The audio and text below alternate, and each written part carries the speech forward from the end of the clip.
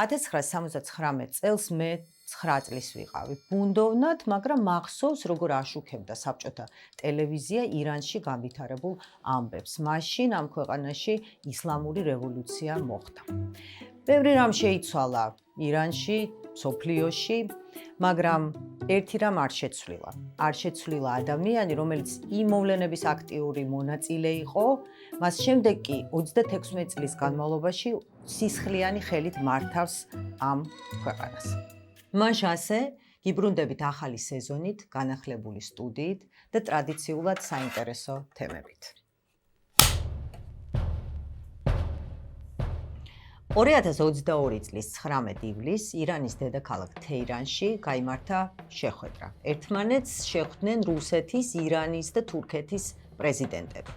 ეს იყო ვლადიმერ პუტინის პირველი საერთაშორისო ვიზიტი უკრაინაში ფართომასშტაბიანი შეჭრის შემდეგ და ბუნებრივია, რომ მთელი მსოფლიო პრესის ყურადღება იყო მიპყრობილი ამ შეხვედრის მიმართ. მაგრამ უკრაინელმა ჟურნალისტებმა მიაქციეს ყურადღება ერთ ფაქტს. ალი ჰამენეი, ირანის სულიერი ლიდერი, როდესაც შეხვდა პუტინს, მარცხენა ხელი ჩამოართვა, რაც ისლამურ ტრადიციაში შეურაცხყოფად არის აღქმული. ამაზე ბევრი სტატია დაიწერა, უკრაინელები დასცინოდნენ პუტინს, მაგრამ სინამდვილეში საქმე სულ სხვა რამეში იყო. აი რაში იყო საქმე და ვინ არის ალი ჰამენეი? რატომ მიესალმა პუტინს მარცხენა ხელით?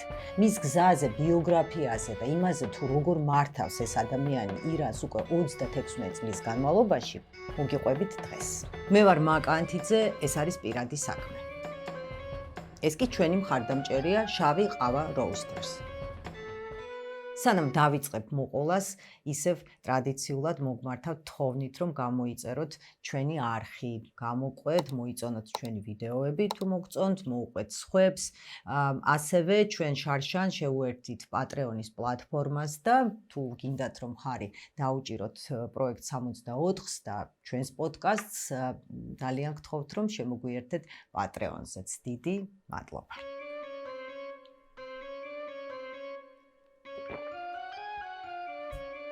ჩვენ გქონდა ეპიზოდი ირანზე 2024-ში, ჩვენ მაშინ მოგიყევით ირანის ისტორია, მოგიყევით შაჰის მმართველობაზე, ისლამურ რევოლუციაზე, იქ განვითარებულ ამბებზე, მაგრამ ალი ჰამენეიზე არ მოგვიყოლია ესე დეტალებში და იმ პროტესტების ფონზე, რასაც ადგილი აქვს ირანში და იმ სისხლიანი საშინელი ჩახშობის ფონზე, როგორც ახშობს და როგორც არბევს რეჟიმი ამ პროტესტებს საერთაშორისო გამოხმაურებაზე, ჩვენ გადავწყვიტეთ, რომ ცალკე ეპიზოდი ჩავწეროთ ზუსტად ალი ჰამენეის. კიდევ ერთხელ, მაშ ასე, ალი ჰამენეი. ალი ჰამენეი დაიბადა 1929 წელს ქალაქ მეშჰადში. ეს არის მეორე სიდიდით ქალაქი თეირანის მერე ირანში. დაიბადა სასულიერო პირების ოჯახში, ბაბუამისი, რომელიც ცხოვრობდა ირანულ აზერბაიჯანში და ზოგადად ჰამენეის ოჯახი ეთნიკურად აზერბაიჯანელები არიან. ბაბუამისი იყო აიათოლა, ეს არის ყველაზე მაღალი რანგი სასულიერო იერარქიაში. სასულიერო პირიც და აიათოლა იყო მამამისიც. ცხოვრობდნენ ღარიბ ოჯახში, 8 შვილი იზრდებოდა, ალი იყო მეორე.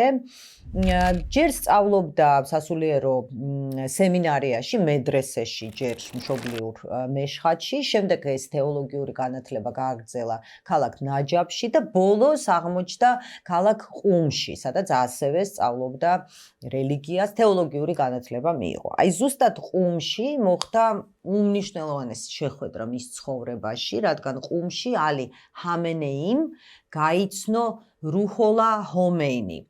ხო, ამ ორი ადამიანის გვარები ძალიან გავს, მაგრამ შეიძლება ბევრი საერთოც აქვთ, მაგრამ დიდი განსხვავებაც არის მათ შორის. რუჰოლა ჰომეინი, როგორც ყველამ ვიცით, იყო ისლამური რევოლუციის ლიდერი და პირველი რაჰბარი, ესე ქვია ირანის სულიერ ლიდერს.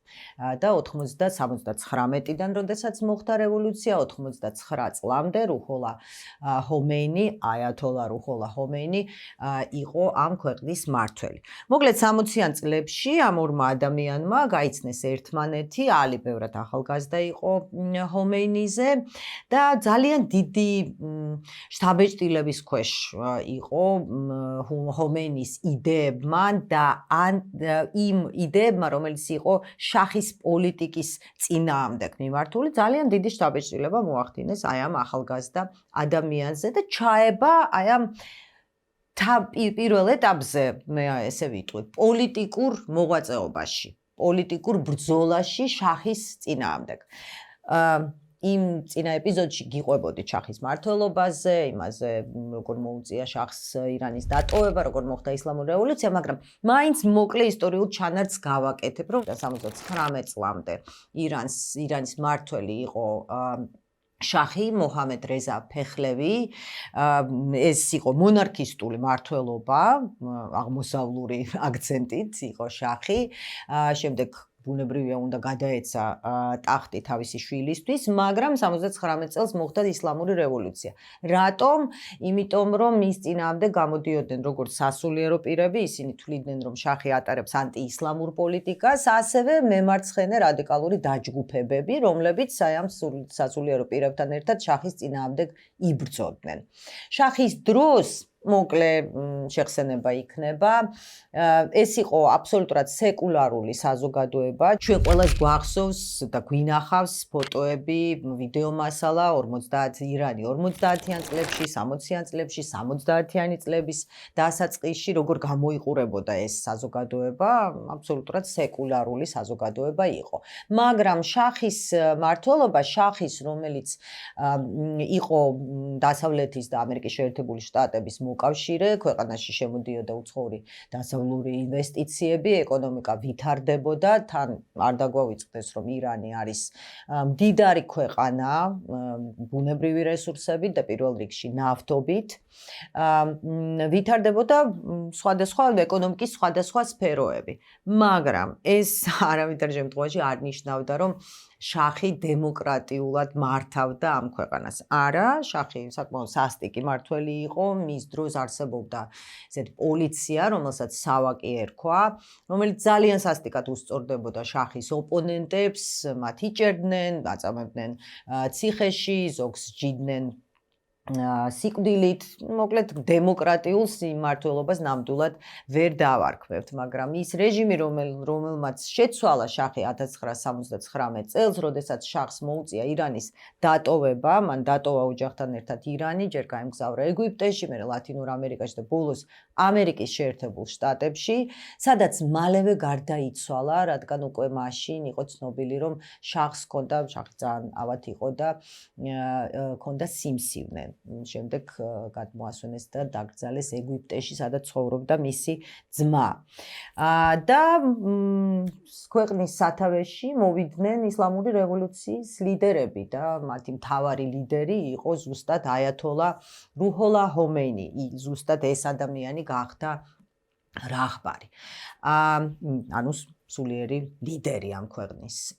იმასაც ვიტყვი, რომ აიათოლა რუჰოლა ჰომეინის 60-იანი წლების ბოლოს მოუწია ირანის დატოვება, მაშინ ისევ იყო დაკავებული, ხშირად აკავებდნენ, როგორც შახის ოპონენტს, ციხეში ატარებდა თვეებს და ბოლოს, როდესაც დააკავეს, მაშინ სიკვდილით დასჯაზეც იყო საუბარი, მაგრამ მოხდა რაღაც გარკვეული გარიგება, შეიწყალეს, მაგრამ იმ პირობით თუ აიათოლა რუჰოლა ჰომეინი დატოვებდა ირანს, რაც მოხდა, დატოვა თავის თანამოაზრეებთან, ასევე სასულიერო პირებთან ერთად დატოვა ირანი და ბოლოს სხვა შორის ცხოვრობდა პარიზში. ზუსტად პარიზიდან დაბრუნდა ჰომეინი ირანში 79 წელს.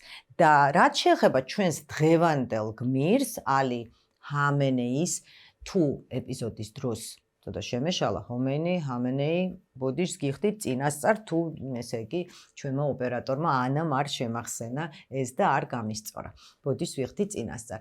ალი ჰამენეი ასევე როგორც გითხარით არაერთხელ იყო დაკავებული, თვეებს ატარებდა ციხეში, მაგრამ 1964 წელს, როდესაც ზუსტად ხომეინიმ დატოვა ირანი, ალი ჰამენეი იყო დაკავებული, მალევე გამოუშვეს ციხიდან და დაბრუნდა მშობლიურ მეშხატში. რასთან იყო ეს დაკავშირებული? რადგან მამამისი, რომელიც უკვე ასაკში იყო ავად, პრაქტიკულად დაბრმავდა და ალი ჰამენეიმ გადაწყვიტა, რომ იყოს მამასთან ახლოს. მაგრამ არ შეუჩერებია თავისი პოლიტიკური ოპოზიციური ანტიშახური მოღვაწეობა, იღებდა მონაწილეობას პროტესტებში, გამოდიოდა ქადაგებით, ლოცვით მეჩეთებში და იქ საუბრობდა იმაზე, როგორ ანტიისლამურ და პროდასავლურ პოლიტიკას ატარებს შახი. ესე გრძელდებოდა 75 წლამდე, ხან აკავებდნენ, ხან მუშავებდნენ ციხიდან. არსებობს რაღაცა ფაქტები იმის შესახებ, რომ ციხეში სავაკი ძალიან უსწორდებოდა ალი ჰამენეის და ფიზიკურ და ფსიქოლოგიური და ფიზიკური ზეწოლის მსხვერპლი იყო იმ წლებში. ეს ახალგაზრდა ოპოზიციონერი, ესე ვთქვათ. 70-იანი წლების ბოლო ეს არის პერიოდი, როდესაც ქვეყანაში ძალიან მძლავრდება ოპოზიციური მოძრაობა შაჰის წინააღმდეგ და ბევრი რო არ ვისაუბროთ, კიდევ ერთხელ გეუბნებით ამაზე ვისაუბრეთ წინა ეპიზოდში.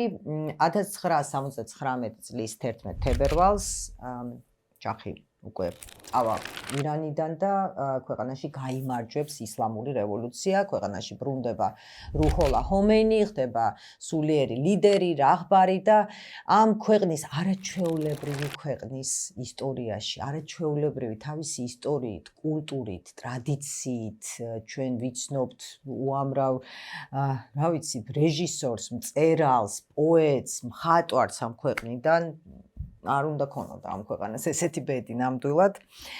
მოკლედ ამ ქვეყნის ცხოვრებაში იწყება ახალი ეტაპი და მე ვიტყოდი მძიმე სისხლიანი ეტაპი იწყება.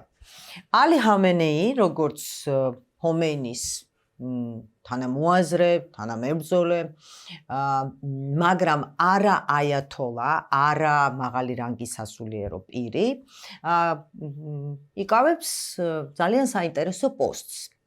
მას დაავალეს გაზეთის გამოშვება, მთავარი გაზეთის გამოშვება, გაზეთის რედაქტორი გახდა ალი ჰამენეი და გარდა ამისა მას დაავალეს პარასკევის ლოცვის ჩატარება თეირანის ერთ-ერთ მთავარ მეჩეთში. შეიძლება ითქვას, რომ იმ პერიოდში ალი ჰამენეი გახდა ისლამური რევოლუციის რეჟიმის, ირანის ახალი რეჟიმის მთავარი პროპაგანდისტი. ეხლა ყავს, მაგრამ ის ეხლა სხვა სიმაღლეზე იყო საერთოდ, აი ამ ლოცვის ქადაგების დროს საუბრობდა ბევრს ისლამური რევოლუციის იდეებზე, მიზნებზე და გაზეთებშიც იბეჭდებოდა ზუსტად ესეთი მასალები.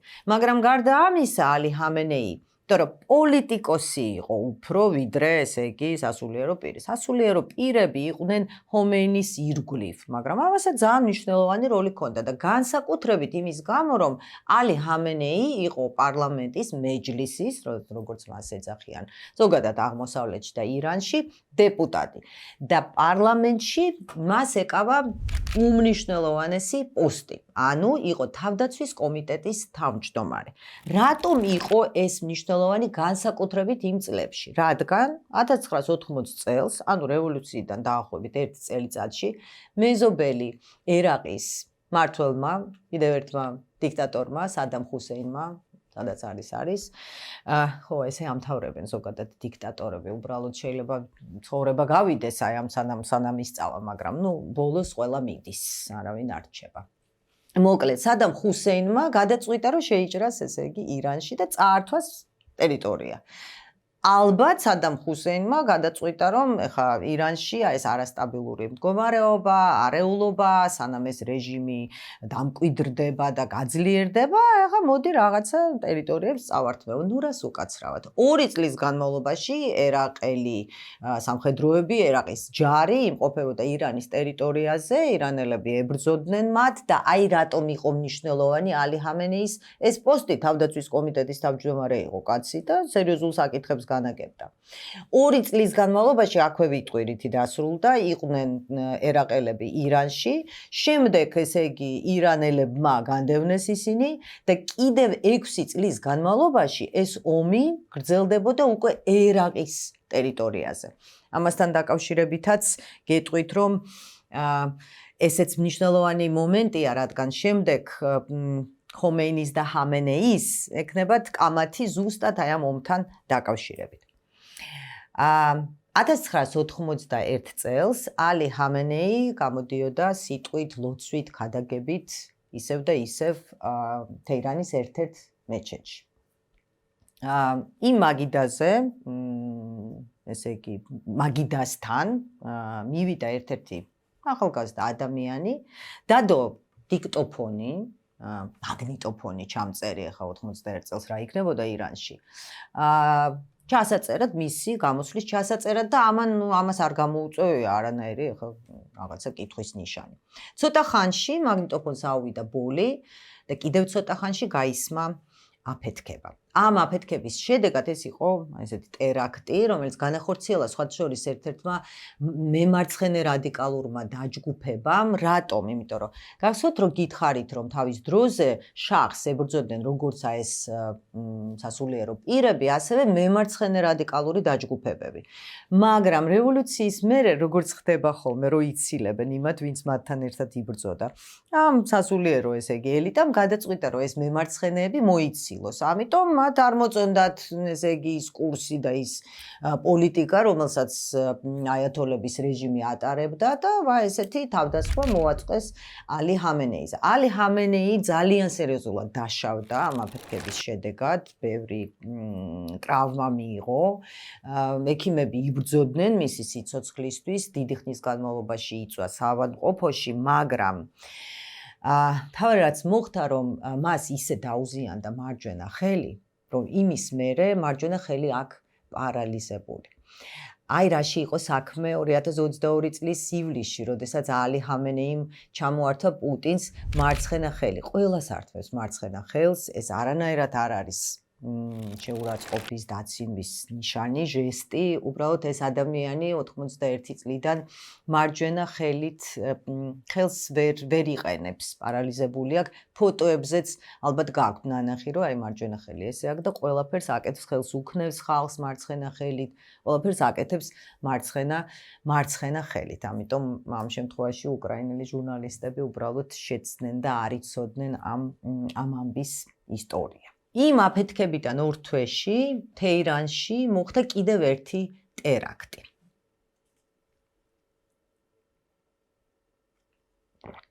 გაიყავა კაცო რაღაცა ძალას მაძლევს. ტერაქტი, აი ამ ტერაქტის თავდასხმის შედეგად დაიღუპა ირანის მაშინდელი პრეზიდენტი მოჰამედ ალი რაჯაი. მასთან ერთად დაიღუპა მაშინდელი პრემიერ-მინისტრი და რამდენიმე მინისტრი. მოდით აქვე მოკლედ გეტყვით, ეს ხო არ არის რაღაცა ისტორიის გაკვეთილები და დაწვრილები დეტალი. არა, ნუ რაღაცა ამბავს ვცდილობ რომ რაღაცა ამბები მოყვე. აქვე, ესე იგი, მინდა მოგიყვეთ ირანის მმართველობის და ხელმძღვანელობის სტრუქტურა. ესე იგი, ქვეყნის სათავეში არის რაჰბარი, მთავარი, ლიდერი, სულიერი, რომელიც იღებს ყველაზე მნიშვნელოვან გადაწყვეტილებებს, ჯარი, პოლიცია, ყველაფერი ექვემდებარება ამ ადამიანს. მაგრამ რაჰბარის გარდა, რომელსაც ირჩევს ექსპერტთა საბჭო. ამ ექსპერტთა საბჭოში შედის 88 სასულიერო პირი, ძალიან რესპექტაბელური სასულიერო იერარქიაში ადამიანები. ესე იგი, ირჩევენ რაჰბარს. მაგრამ პრეზიდენტისგან განსხვავებით, პრეზიდენტზე გეტყვით ახლა, რაჰბარს ირჩევენ მთელი ცხოვრებით, სამუდამოდ. აირჩევენ, სანამ არ წავა, არ გარდაიცვლება, არის ამ პოსტზე. გარდა ამისა, სხვა შორის გეტყვით, რომ 2 წელიწადში ეს საბჭო უნდა შეიკრიბოს და უნდა განიხილოს, როგორ მუშაობს რაღბარი, ესე იგი, წარმოგიდგენიათ, ახლა როგორ განიხილავენ დემოკრატიულ პირობებში რაღბარის მოღვაწეობას. გარდა რაღბარისა, არსებობს ისლამური რევოლუციის გუშაგთა კორპუსი. ესენი ამ გუშაგთა კორპუსში იქაც თავისი ხელმძღვანელობაა და დღეს ხელმძღვანელობაში დღესაც კი არიან ადამიანები, რომლებიც იმ 79 წლის რევოლუციაში იღებდნენ მონაწილეობას და ის ძველი ვეტერანები, ესე იგი, რევოლუციური მოძრაობის. გარდა ამისა, არსებობს პრეზიდენტი. პრეზიდენტი ირჩევა პირდაპირ არჩევნებით 4 წლის ვადით და მხოლოდ ორი მისი კადენცია არის მხოლოდ 2 ვადა. ერთ ადამიანს შეუძლია მხოლოდ 2-ჯერ დაიკავოს ეს პოსტი.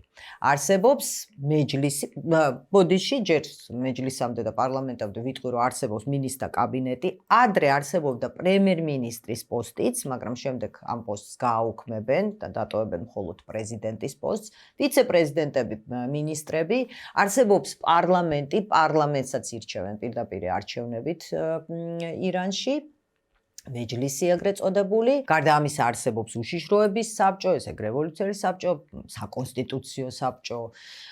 მოკლედ აი ესეთი სტრუქტურა აქვს ირანის ხელმძღვანელობას მმართველობის ესეთი მოდელია. ეს არის ის, რაც ირანში ხდება 79 წლიდან, არის კლასიკური თეოკრატია.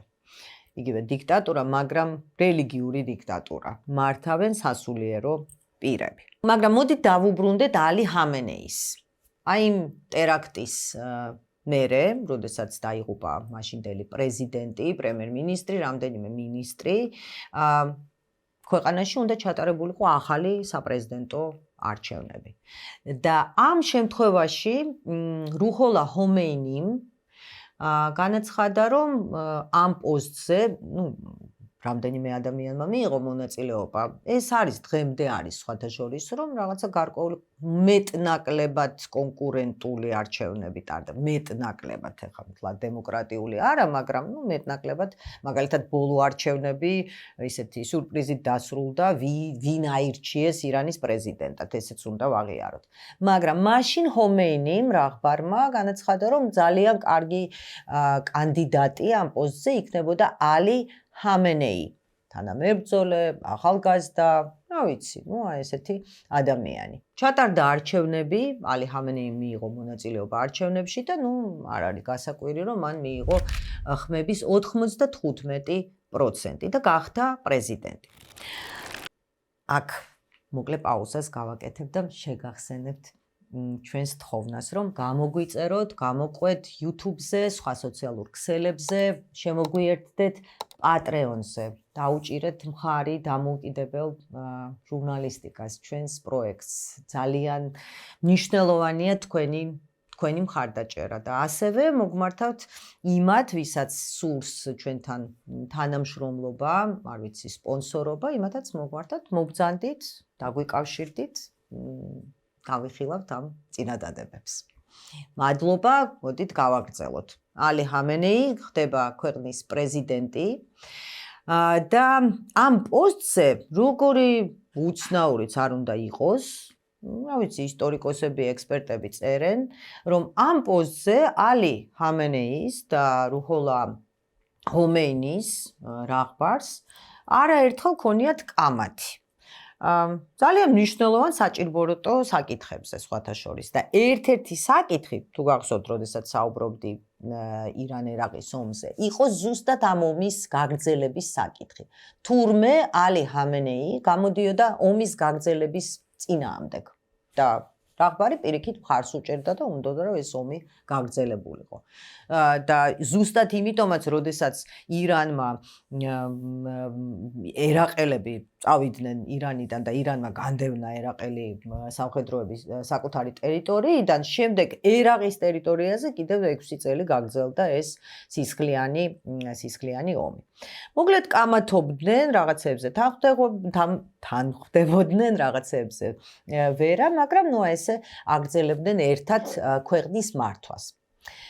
გადის დრო და უკვე სადღაც 88 წლისთვის, 9 წელია გასული რევოლუციის შემდეგ ქვეყანაში დაიწყეს ფიქრი, თუ საუბარი არა, ფიქრი რუჰოლა ჰომეინის შემცვლელზე. რუჰოლა ჰომეინი მაშინ უკვე ასაკოვანი კაცი იყო. მის ირგვლივ იყო ჯგუფი სასულიერო პირების, აიათოლების, რომლებიც განიხილებოდნენ ამ პოსტზე. მაგრამ მათ შორის ყველაზე სავარაუდო კანდიდატი, ფავორიტი ესე ვთქვათ, იყო აიათოლა მონთაზერი. აიათოლა მონთაზერი იყო რუჰოლა ჰომეინის მოწაფე, მასზე ახალგაზრდა იყო, მაგრამ იყო მისი მეგობარი, თანამებრძოლე, თანამოაზრე, მოკავშირე, ძალიან ახლოს იყვნენ. უფრო მეტიც 80-იანი წლების ბოლოს ამ ორი ადამიანის პორტრეტები ქვეყნის სხვადასხვა, ესე იგი, ქალაქებში, ქუჩებში ერთად ხედავდით ამ ორი ადამიანის პორტრეტს. მონთაზერის პორტრეტები ცოტა უფრო პატარა იყო.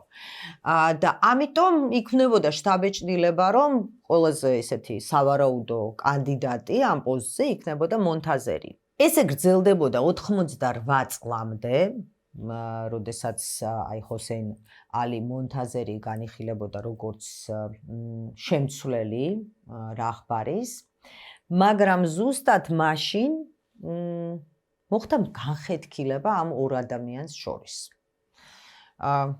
შეიძლება ითქვას ცოტა ესეთი უცნაური ფაქტია, მაგრამ მონთაზერიმ დაიწყო რეჟიმის კრიტიკა. ერთ-ერთ გამოსვლაში არაერთში უბრალოდ მან თქვა, რომ დღევანდელი რეჟიმი არის შაჰის რეჟიმზე უარესი. აკრიტიკებდა რაჰბარს იმ სისასტიკის გამო, რომელსაც რეჟიმი ავლენდა ოპოზიციონერების მიმართ, პოლიტპატიმრების მიმართ. ზუსტად მაშინ 88-ში იყო მორიგი გამოსვლები უკვე ამ რეჟიმის წინააღმდეგ, რომელიც ძალიან სასტიკად სისხლიანად ჩაახშოდა და არბია რეჟიმმა. და ამას ძალიან სერიოზულად აკრიტიკებდა მონთაზერი. ახლა რაჰბარი როგორ მოითმენდა ამ ამბავს, ამიტომ მონთაზერიმ დააკარგა თავისი პოსტი, ეს აიათოლას ტიტულიც დააკარგა და ყველანაირი თანამდებობა, ესე ვთქვათ, შემდეგ წავიდა თავის მშობლიურ ყუმში და სხვა შორის უკვე როდესაც ალი ჰამენეი გახდება ქვეყნის რაჰბარი, სულიერი ლიდერი, მას მონთაზერი გააგრძელებს ცხოვრებას შინაპატიმრობაში და გარდაიცვლება 2009 წელს შინაპატიმრობაში იმყოფებოდა.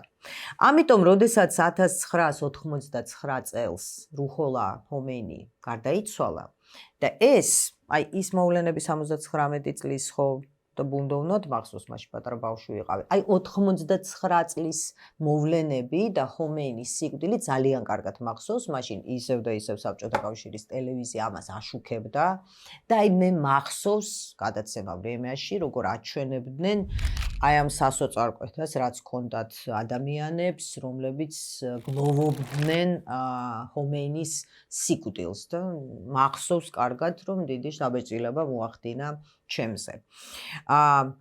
ფაქტი მოხდა, ჰომეინი გარდაიცვალა და ამიტომ უკვე შემცვლელის საკითხი ძალიან აქტუალური გახდა. არსებობს ვერსია, რომ ჰომეინიმ ვითომ სიკვდილამდე თქვა, რომ ეს პოსტი უნდა დაიკავოს ალი ჰამენეიმ. მაგრამ აქ იყო ძალიან სერიოზული პრობლემა. საქმე ის არის, რომ მაშინდელი კონსტიტუციის მიხედვით რაჰბარის პოსტი, ირანის სულიერი ლიდერის პოსტი შეიძლება დაიკავოს მხოლოდ აიათოლამ. და როგორც გითხარით, ალი ჰამენეის ეს წოდება არ ქონია. მიუხედავად თავისი გრძელი თეოლოგიური განათლებისა, აი ამ სიმაღლეს ვერ მიაღწია და აიათოლა ვერ გახდა. ამიტომ შეიკრიბა ექსპერტთა საბჭო, სადაც 88 ადამიანი შედის, სასულიერო პირები, რესპექტაბელური ადამიანები აი ამ სასულიერო იერარქიაში და იქ არ ვიცი, ახლა დეტალებში ამას ვერ მოგიყვებით და ბევრი რამეც შეიძლება ითქვას, რომ არ ვიცი ნამდვილად, მაგრამ იქ მოხდა სერიოზული ცვლილებები. იმისთვის, რომ ალი ჰამენეი გამხდარიყო ახალი რაჰბარი, შეცვალეს კონსტიტუცია. და ეს პუნქტი იმაზე, რომ აუცილებლად აიათოლა უნდა გამხდარიყო სულიერი ლიდერი, კონსტიტუციიდან ამოიღეს თვითონვე ექსპერტებმა. და ამის მერე უკვე ალი ხამენეი აბსოლუტურად პასუხობდა ყველა მოთხოვნას და 99 წელს ალი ხამენეი რევოლუციის ერთ-ერთი აქტიური მონაწილე, ხომეინის მოწაფე, ეს ადამიანი გახდა ირანის სულიერი ლიდერი, რაღბარი, ადამიანი, რომელიც კიდევ ერთხელ ერთი, მაგრამ ძალიან სისხლიანი ხელით მართავს ამ ქვეყანას. ალი ხამენეი ამ პოსტზე, რომელიც კიდევ ერთხელ შეგახსენებთ, სიკვდილამდე ადამიანი იკავებს ამ პოსტს. ეს ექსპერტთა საბჭოს შეკრება და განხილვა რაღბარის მოღვაწეობის აბსოლუტური ფორმალობაა. მაგრამ არაერთხელ გამოავლინა თავისი სისასტიკე.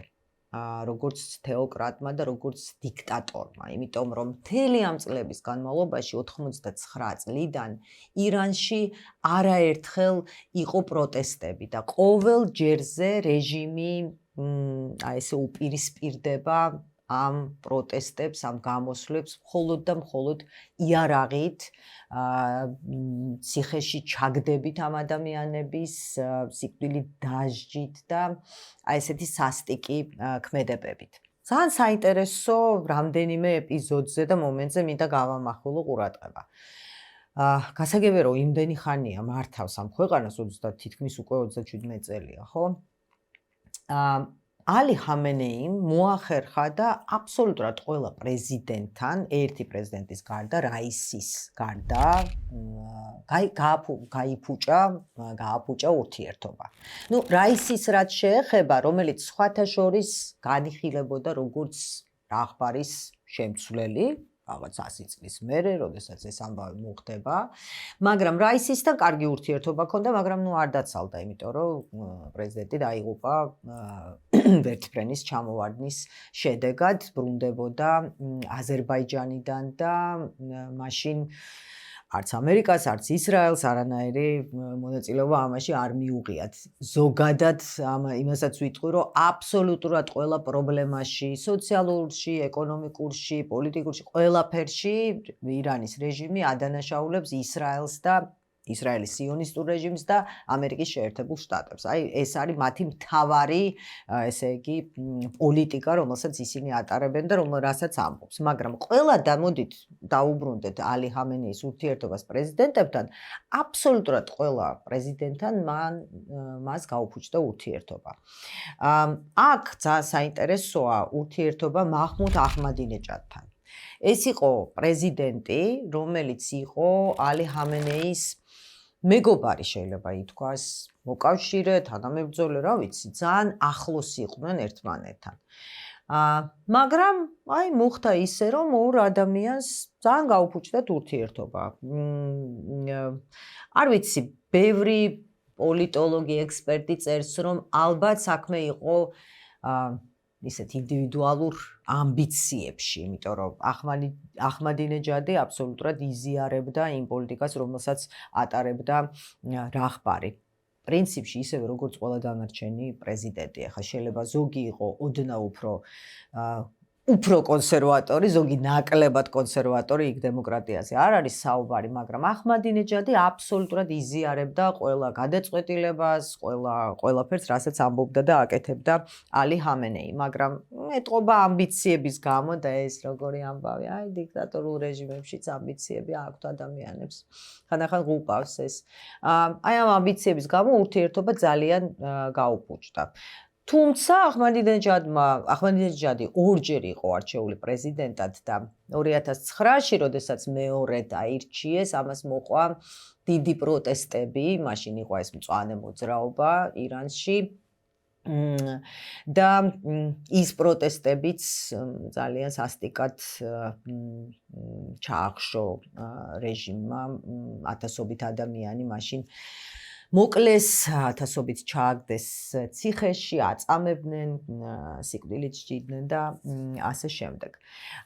კიდევ ერთ პრეზიდენტზე, ირანის პრეზიდენტზე, რავსანჯანიზე საერთოდ არის საუბარი იმაზე, რომ იგი მოწამლეს 2017 წელს რავსანჯანი ესე უცბად გარდაიცვალა და მისი ოჯახის წევრები დღემდე თვლიან, რომ რავსანჯანი გახდა მოწამლის მსხვერპლი. კიდევ ერთი პრეზიდენტი, რომელიც შეიძლება ითქვას, რომ ესე მოაცილეს, საერთოდ არ აქვს არანაირი უფლება, რომ ჟურნალისტებს შეხვდეს, რაღაცა კომენტარი გააკეთოს, ეს არის მოჰამედ ჰადამი. კიდევ ერთი ადამიანი, რომელიც იყო პრემიერ-მინისტრი მիր ჰოსეინ მუსავი, ერთ-ერთი მამა დამაარსებელი ისლამური რესპუბლიკის და ყოფილი პრემიერ-მინისტრი, უკვე 15 წელია იმყოფება, 15 წელზე მეტია იმყოფება შინა პატიმრობაში. აი ესეთი კონცენტრაცია მოახდინა ალი ჰამენეიმ ძალაუფლების თავის ხელში. თუმცა ეს არ ნიშნავს იმას, რომ დღევანდელ ირანში ის კი არის ესე ვთქვათ გამაერთიანებელი ფიგურა, მაგრამ რაღაცა სხვადასხვა ფრაქციები იქაც ბუნებრივია არსებობს. რაც შეეხება საგარეო პოლიტიკას, არავისთვის არ არის ეს საიდუმლო და უკვე ვთქვი, რომ მთავარი სამიზნე ირანის ამ თეოკრატიული რეჟიმის ბუნებრივია არის ისრაელი, სიონისტური რეჟიმი და ამერიკის შეერთებული შტატები. აქ უმნიშვნელოვანესი საკითხი არის ირანის ბირთვული პროგრამა. 2010 წელს ირანმა და ამერიკის შეერთებულმა შტატებმა მიაღწიეს შეთანხმებას, რომ ირანს გაეჩერებინა თავისი ბირთვული პროგრამაზე მუშაობა, თუმცა არსებობდა მოსაზრება, რომ მაინც ირანმა საიდუმლოდ გააგრძელა ამ პროგრამაზე მუშაობა, მაგრამ შემდეგ ტრამპის პირველი საპრეზიდენტო ვადის დროს ეს შეთანხმება დაირღვა და საერთოდ ამ ხელშეკრულებიდან ტრამპი იყო ინიციატორი ამ ხელშეკრულებიდან გამოსვლის. ამიტომ მხოლოდ ალი ჰამენეის ვერ დავაბრალებთ ამ ამბავს. ისიც გვახსოვს შარშან ზაფხულში, როგორი იერიში მიიტანა ისრაელმა და ამერიკის შეერთებულმა შტატებმა იმ ობიექტებზე, სადაც მიმდინარეობდა ბირთვულ პროგრამაზე მუშაობა ირანში 12 დღე, ესე ეგრეთ წოდებული 12 დღიანი ომი. დღემდე ზუსტად არ არის ცნობილი რა ზიანი მიაყენეს ისრაელელებმა და ამერიკელებმა ამ ობიექტებს. გარკვეული ზიანი ნამდვილად მიაყენეს, მაგრამ იქედან გამომდინარე, რომ ეს ლაბორატორიები ყველაფერი არის მიწის ქვეშ, ზუსტი ინფორმაცია და იქედან გამომდინარე, როგორი ჩაკეტილი ქვეყანაა ირანი, ალბათ მხოლოდ ჩრდილოეთ კორეას თუ შევადრით ირანს თავისი ჩაკეტილობით, ამიტომ ესეთი ინფორმაცია არ გვაქვს. დღესაც, როდესაც ეს პროტესტები დაიწყო, ერთ-ერთი პირველი ნაბიჯი, რომელიც გადადგა რეჟიმმა, იყო ინტერნეტის გათიშვა, ზუსტად ამიტომ ჩვენ დღემდე არ აგვაქვს ზუსტი ინფორმაცია იმაზე, თუ რამდენი ადამიანია დაღუპული ამ პროტესტების დროს. ანტიისრაელური პოლიტიკა, რაღაცა ისევ და ისევ ალი ჰამენეის დროს აღწევს პიკს, რადგან ზუსტად ალი ჰამენეის დროს თეირანის ქუჩებში დააყენეს საათები, რომელსაც აქვს უკუათვლა 2040 წლამდე, რომელიც არის მისი აზრით, პროგნოზით, წინასწარმეტყველებით არის წელი, როდესაც ისრაელი გაქრება როგორც სახელმწიფო, აღარ იარსებებს. ის რომ რაღაცა შეკრებებზე თუ მიტინგებზე წვავენ ფიტულებს, ესე იგი დავითის ვარსკვლავით, ანუ სიონისტებს წვავენ, ესეც ყველამ კარგად ვიცით. სხვათა შორის ალი ჰამენეის რაც შეეხება, როდესაც იყო ახალგაზრდა და გამოდიოდა რა ვიცი, ლოცვის დროს ალბათ არა, მაგრამ რაღაცა გამოსვლების დროს, ან ჟურნალისტებთან საუბრების დროს, მას არაერთხელ უთქვამს, რომ მას ძალიან მოწონს დასავლური ლიტერატურა. არა მარტო დასავლური, მისი ერთ-ერთი საყვარელი მწერალი არის ტოლსტოი. ასევე ძალიან დიდ პატივს სცემს თუ სცემდა არ ვიცი ონორე დე ბალზაკს, სტეინბეკს, მაგრამ მისი საყვარელი მწერალი და რომანისტი არის ფრანკი მწერალი ვიქტორ ჰიუგო და მისი რომანი საბრალონი, რომელზეც არაერთხელ უთქვამს, რომ ეს არის ლიტერატურის ნიჭის პიკი, ყველაზე კარგი რომანი, რაც კი არსებობს, ესე იგი, მსოფლიო ლიტერატურაში და აი ეს. კიდევ ერთი შტრიხი მის პორტრეტთან, რომ ახალგაზრდობაში ალი ხამენეი ჩიბუხს ეწეოდა. რაც ისლამურ ტრადიციაში, მაინც და მაინც არ არის კარგი საქციელი, მაგრამ ეხლა უკვე იმდენად იშვიათად ჩანს ბოლო 2 წლის განმავლობაში განვითარებული ამბების ფონზე, რომ ეხლა არც ჩიბუხს ეწევა და არც სიგარეტს, არ ვიცი, შეიძლება ბუნკერში ზის და ეწევა. იმიტომ რომ ხშირად ზის ხოლმე ბუნკერში, აი შარშანდელი 12 დღიანი ომის დროს ხალხთან ერთად კი არ იყო თავის ერთან, როგორც ლიდერი, არა, ბუნკერში იჯდა და ეხლა აი ამ პროტესტების დროს, როდესაც ეს პროტესტები დაიწყო იანვრის დასაწყისში ირანში, ისევ ჩავიდა თავის ბუნკერში, როგორც, არ ვიტყვი, როგორც ვინ. მე უკვე გითხარით, რომ ხამენეი და ირანის რეჟიმი ყველაფერში, ყველა პრობლემაში ადანაშაულებს დასავლეთს, ამერიკას, ისრაელს. მაგრამ რა უცნაური ფაქტია, რომ მაგალითად ირანის მთლიანი შიდა პროდუქტი 12-ჯერ უფრო ნაკლებია, ვიდრე ისრაელის მასშტაბი. მესმის, რომ ამ ქვეყნის მიმართ არაერთხელ დაუწესებია ამერიკას სანქციები და ზუსტად ამას აბრალებენ მძიმე სოციალურ-ეკონომიკურ მდგომარეობას და ბოლო პროტესტების მიზეზი იყო ირანული რეალის მკვეთრი ვარდნა. შედარებისთვის გეტყვით, რომ 1979 წელს, როდესაც მოხდა ისლამური რევოლუცია, 1 ამერიკული დოლარი ღირდა 70 ირანული რეალი. დღეს 1 დოლარი ღირს 1,5 ირანული რეალი. გასაგებია ხო, რა დევალვაციაზე არის საუბარი. ამიტომ, აღარ ვლაპარაკობ ჰიპერინფლაციაზე, ინფლაციის ძალიან მაღალ ტემპებზე, აღარ ვლაპარაკობ იგივე წყლის მომარაგების პრობლემებზე, შარშან, ზაფხულში ჩვენ ვიხილეთ, როგორი სერიოზული პრობლემები შეექმნა თეირანს, ქვეყნის დედაქალაქს, 92 მილიონიანი ქვეყნის დედაქალაქს წყლის მომარაგებასთან დაკავშირებით. ძალიან მძიმე მდგომარეობა იყო.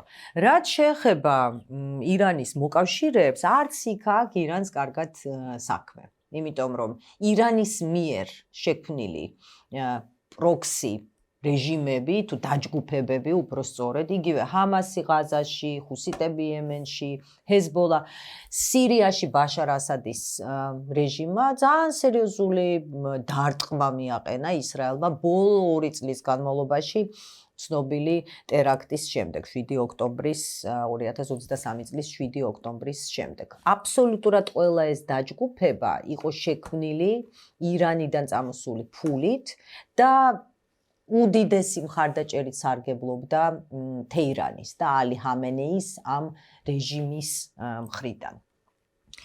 ჩვენ ხშირად საუბრობთ დიქტატორულ რეჟიმებზე. რა ვიცი, არაერთი ეპიზოდი ჩაგვიწერია დიქტატორებზე, თანამედროვე დიქტატორებზე, ავტორიტარულ რეჟიმებზე და რა ვიცი, ყველაზე მეტად მე გული მწყდება იმ ხალხზე, რომელიც ცხოვრობს ამ რეჟიმში, ესეთ რეჟიმებში, იმიტომ რომ ხშირად ეს არის საუბარი მდიდარ ქვეყნებზე. ირანი არის ჯერ ესეთი 92 მილიონი ადამიანი ცხოვრობს, ხო? და ნამდვილად არ უჭერს მხარს ამ რეჟიმს ყველა ის ადამიანი, რომელიც ცხოვრობს ამ ქვეყანაში. თან კიდევ ერთხელ ეს არის უდიდესი კულტურის, ტრადიციის, ისტორიის ქვეყანა, ხო? სპარსეთი, რომელსაც ჯერ შაჰის დროს გადაერქვა და გახდა ირანი.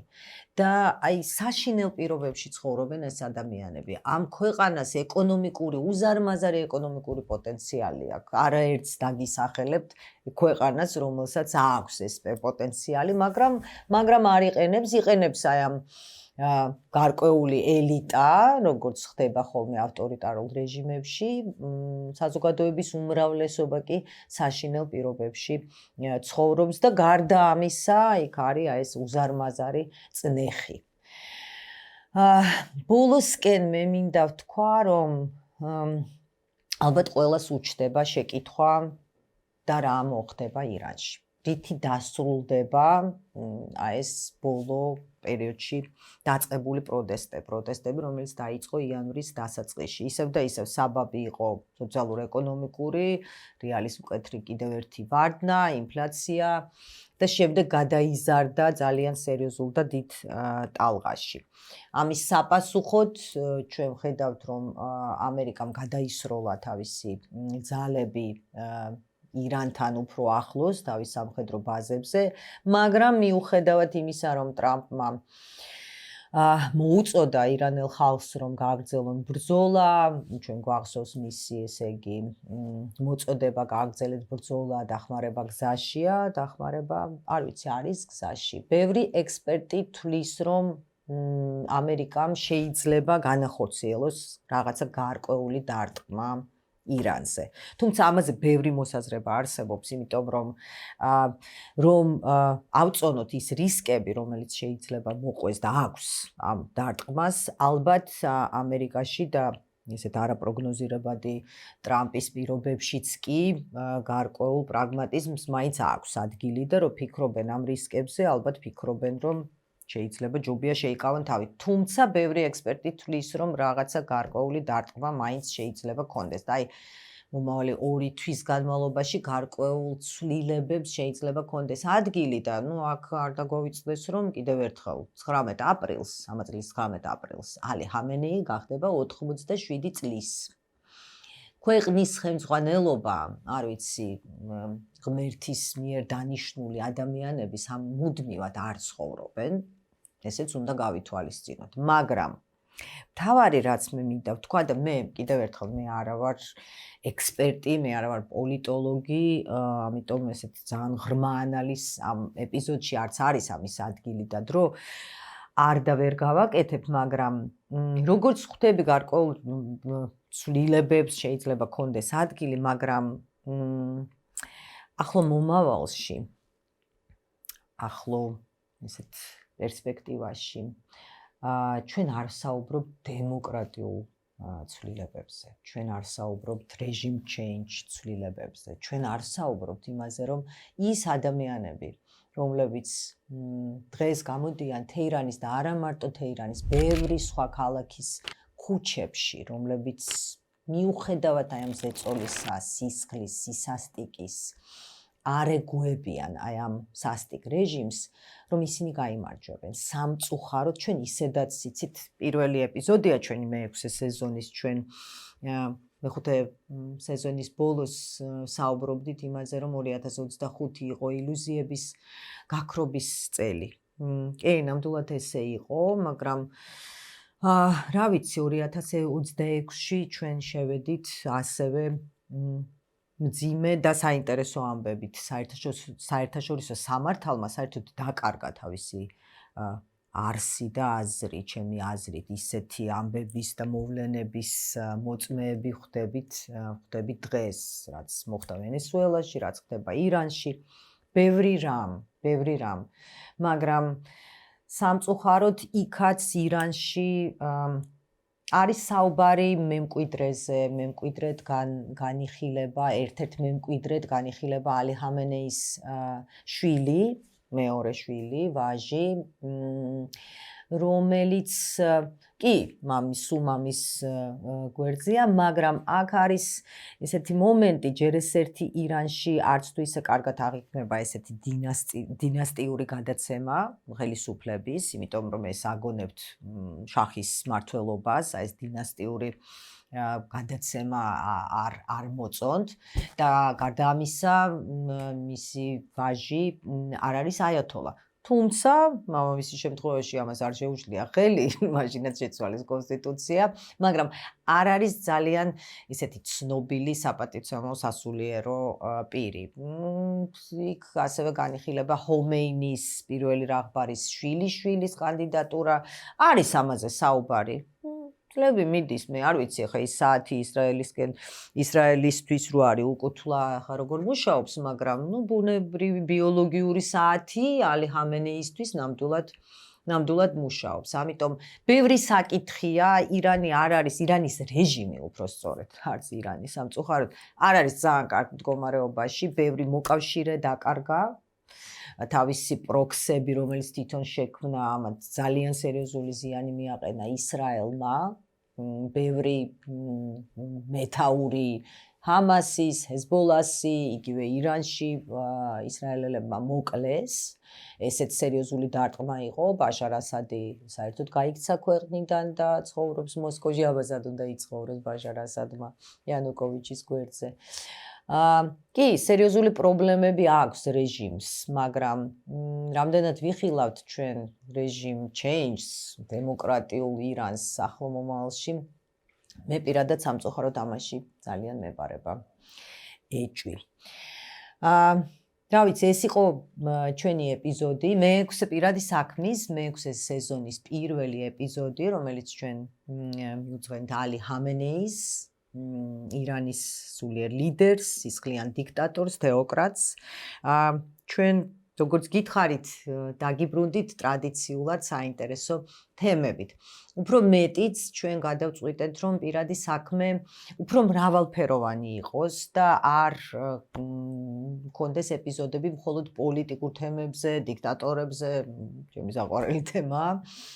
უფრო მრავალფეროვანი, ამიტომ აი ესეთი გეგმა გვაქვს და ძალიან დიდი იმედი გვაქვს, რომ თქვენ ისევ და ისევ იქნებით ჩვენი მაყურებლები, გამოგვყევით YouTube-ზე, სხვა სოციალურ ქსელებზე, შემოგვიერთით Patreon-ზე.